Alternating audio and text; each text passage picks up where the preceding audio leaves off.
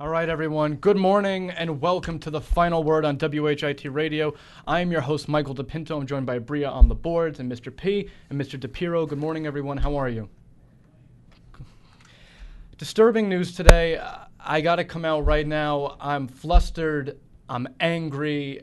I'm heartbroken. The name has been seared in this nation's collective memory since a soldier went on a deadly shooting spree here in 2009.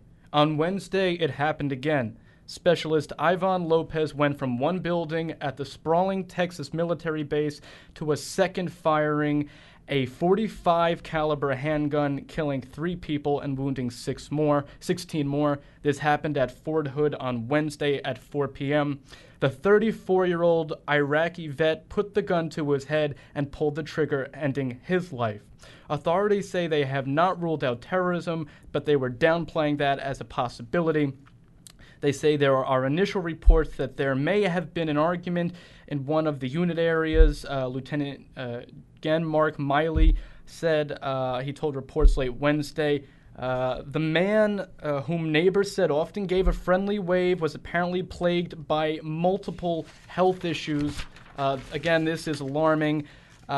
He killed himself and 3 others. He had arrived at the base in February, moving with his wife and their daughter into an apartment a little more than a week before the shooting.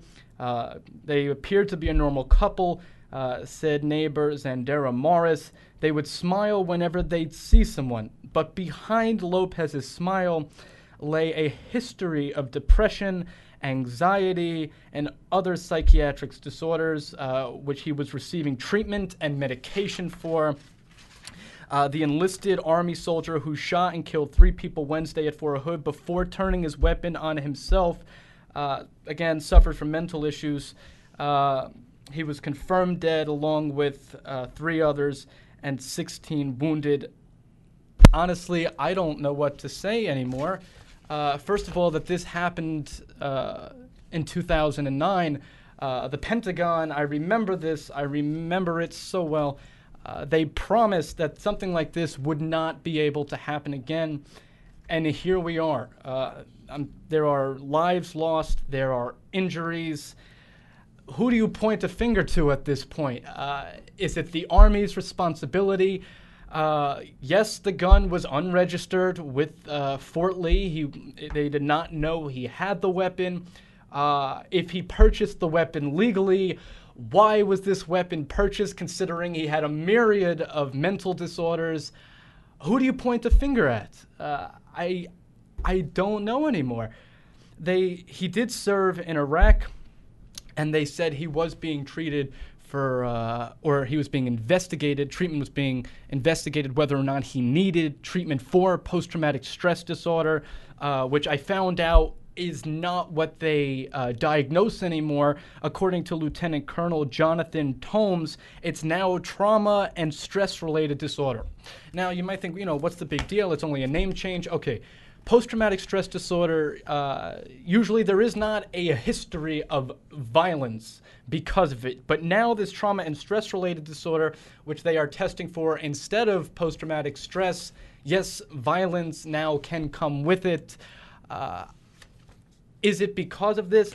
Unfortunately, we don't know yet. There is not much information out there. We don't know if he had this trauma and stress-related disorder. The Army was taking the appropriate steps to try to diagnose him. To me, this sends up a few red flags. Number one, Iraq, these boys are coming home with these feelings, with this anger. Now, I don't know if this shooting is related to what he experienced in Iraq, but it's a possibility. It really is, and I'm sure it did not contribute anything positive to it. We just have to wonder, how bad is it over there? First of all, why are we still over there? But that's a different topic. And again, this man was in the Army with a myriad of mental health disorders. Anxiety, depression. Reports say there were others. Not only was he getting psychiatric help for them, but he was receiving medication for them. Why is this man serving our country? Why is he allowed to hold a weapon? You know, he is not only obviously a danger to himself, but a danger to others. You know, I don't understand. And like I said, I remember specifically after 2009, you know, so many lives were lost there, so many hearts were broken, families were affected, people injured. The Pentagon vowed this wouldn't happen again. And here we are sitting here at 2014, that was only a few years ago, 2009, while the casualties aren't as great, they're there. Any lives lost, any one injured is one more than, you know, than it should be. What I'm saying here, folks, is I've pointed the finger at guns before. And like I said, as information comes out regarding the weapon he was using, this .45 caliber handgun, I don't know how he got it, to be honest. I don't know if a background check was done. We don't know that yet. I know the weapon was unregistered at the base.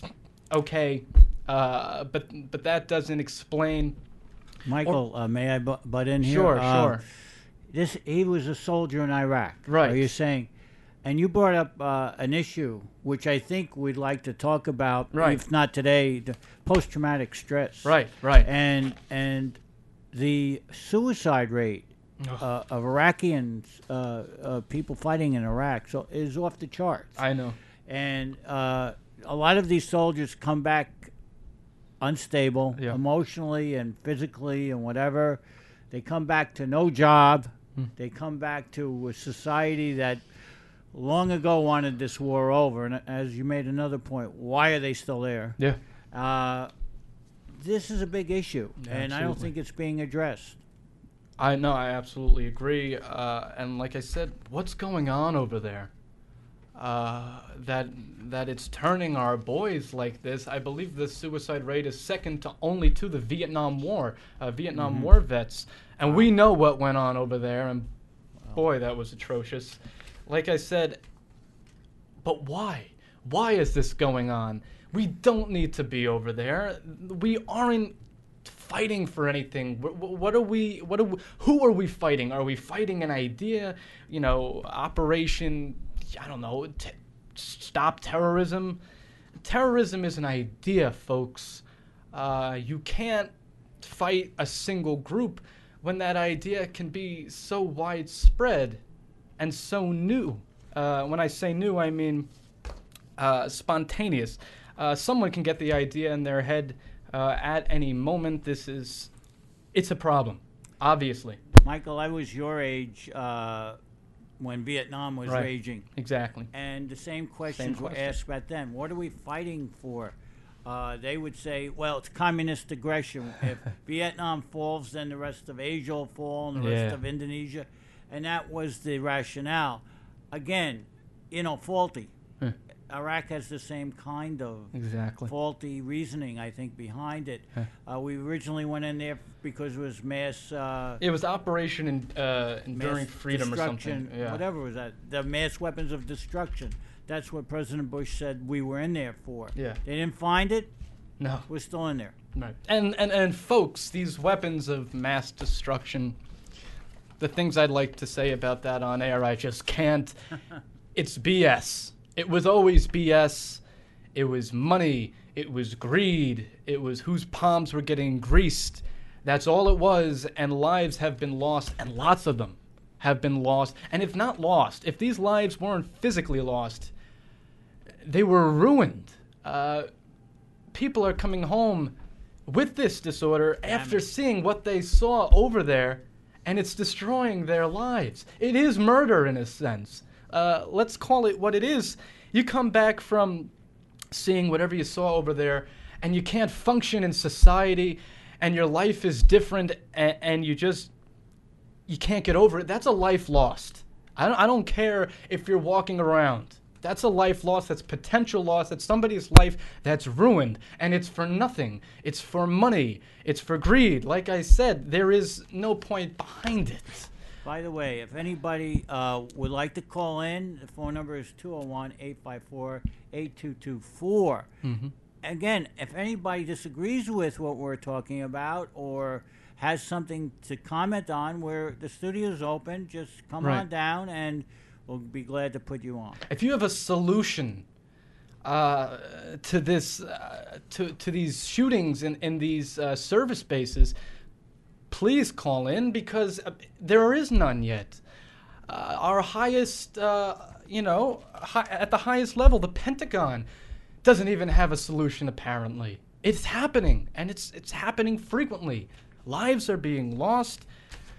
And like I said, we spoke about the gun issue before, and yes, I am pro background checks and a ban on assault weapons and things like that. But this did happen with a .45 caliber handgun. All right, it's a sidearm.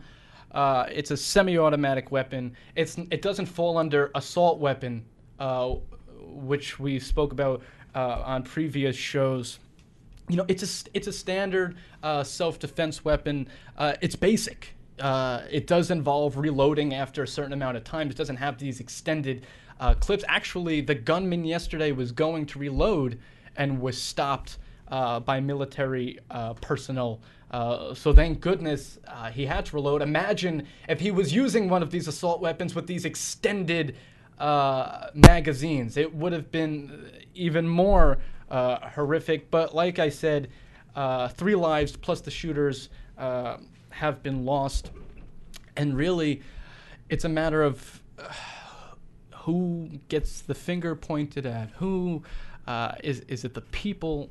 What I see here, and like I said, what's alarming to me is that the shooter had a history of mental disabilities, and he was still able to serve our country, hold weapons, manufacturer to kill.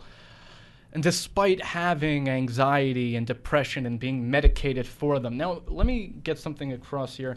When you're being medicated for these mental health disorders, it's pretty serious. Apparently, he was receiving psychiatric treatment. I don't know when the gun was purchased. It said it was purchased recently in the area. I don't know what recently means. I was listening to Secretary of Defense Chuck Hagel. He doesn't know what recently means. We don't have that information yet. Not much information has come out. Like I said, this only happened at 4 p.m. Yesterday afternoon. The president gave a statement on it, which was, pretty standard. Heartbroken, we're heartbroken, things of the sort. He doesn't have any other information on it. But as more information comes out, put the pieces together, folks. If you feel like something's wrong, something probably is wrong. Like I said, I'd love to see how he purchased or got the weapon. I suspect it was not obtained legally because there are restrictions when conducting a background check, which if legally he did get the weapon, there should have been one conducted. What goes into some of the criteria of a background check and the criteria for someone to own a gun is any history of mental illness, and that would have showed up. Anxiety, depression, especially if you're getting treatment and being medicated for it. They said there were other disorders he was suffering from, mental disorders. We don't know what they are yet. Mental health people say 1 out of every 5 people in the United States has some sort of emotional or mental issue. Yeah. Throw guns in the equation.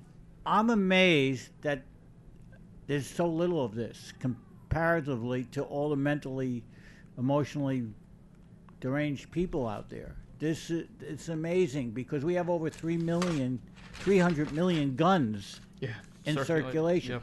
We have if you take the whole population of Rhode Island, which I think is 3 million people, we have them in prisons. We have over 3 million people incarcerated in our prisons in the United States. We're the most violent nation in the entire world. Yeah. So, how do we have the moral imperative to say that human rights are being taken advantage of in other countries when look at our country? Right. Okay, so Absolutely. Let me just stress how severe the situation was. Let me read this. An eyewitness told KCNN that the shooting started in a medical support building on the post. Some 21 ambulances were on the scene, along with Fort Hood fire and emergency crews, 2 SWAT teams, and as many as 90 police vehicles. Folks, this was awful. The Waco Police Department warned residents to take shelter immediately, stay away from windows. The perimeter was secured. What I did hear is that this situation was handled more quickly than the one, and it was handled more efficiently than the one in 2009. But still, that's great. After the fact, lives have been lost.